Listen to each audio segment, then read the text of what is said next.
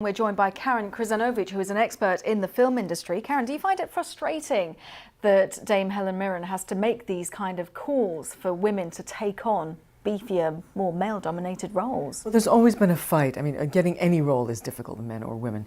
But there's always been a fight to get women portrayed as real people rather than female stereotypes. And I think that when she's making this kind of comment, she's trying to open up the idea that women are people, they're not gender stereotypes. And I think it's important. Then again, we have to consider the idea of, well, you know, she's just playing a man in a dress.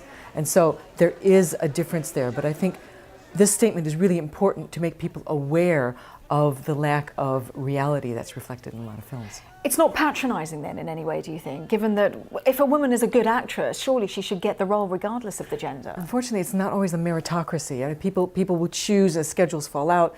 There's clashes, personality clashes.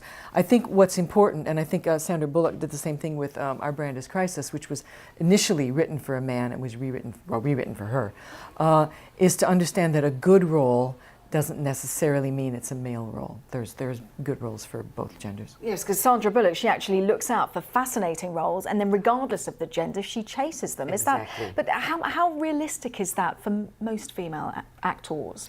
It probably isn't realistic because she's got a lot of clout. I mean, she's produced things and like that. But I think to make people aware of this, to make people aware that that roles are more flexible than we might think. I mean, granted, theater started this first, where we have a lot of female Hamlets, and for example, Sarah Bernhardt played Hamlet in 1900.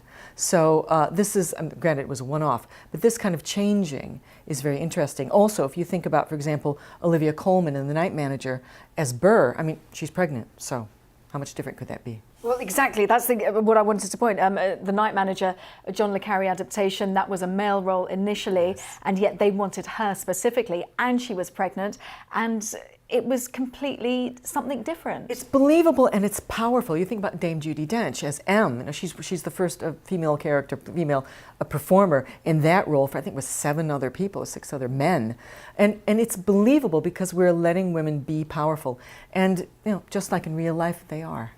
And you write, you do a lot within the film industry. Do you have to write in a different way for women? Well, there's an old adage that says, you know, how do I write a good role for women? Well, you just write a good role and then change the name to a female name. Excellent point on which to leave it. Karen Krizanovich, thank you so much for your time. Thank you.